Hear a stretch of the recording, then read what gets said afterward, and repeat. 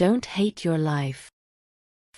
In a peaceful village surrounded by fields of wildflowers, there lived an old lady named Mrs. Eliza. She had spent her entire life in the village, tending to her beautiful garden. Her garden was the pride of the village, filled with vibrant flowers, fragrant herbs, and delicious vegetables. Despite her contributions, Mrs. Eliza often felt that her life was insignificant and mundane. She envied the adventurers who traveled the world and the inventors who created amazing new things. One sunny afternoon, while working in her garden, Mrs. Eliza noticed a young boy named Samuel watching her from the fence. His eyes were wide with curiosity. Hello there, Samuel," Mrs. Eliza greeted warmly. Would you like to help me with the garden?" Samuel nodded eagerly and climbed over the fence. As they worked together, Mrs. Eliza shared stories of her life in the village.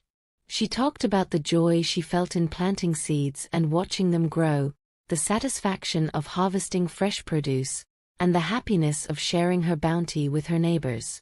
After they finished, Samuel said, "Mrs. Eliza, your garden is magical. You make the village beautiful and keep us all fed and happy."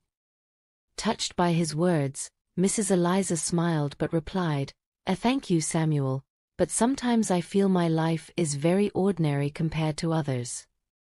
Samuel looked thoughtful for a moment, then said, I want to show you something."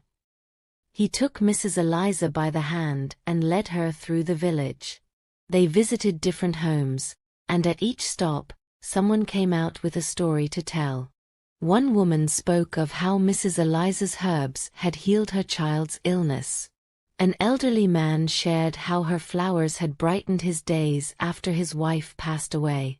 A young couple expressed their gratitude for the fresh vegetables that had nourished them during a difficult time. At the end of their walk, Samuel brought Mrs. Eliza to the village square, where a group of villagers had gathered. They had created a beautiful display with flowers, herbs, and vegetables from her garden. This is our way of saying thank you," as Samuel said.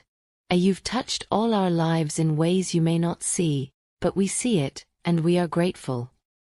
Tears filled Mrs. Eliza's eyes as she looked around at the faces of her neighbors, each one reflecting gratitude and love.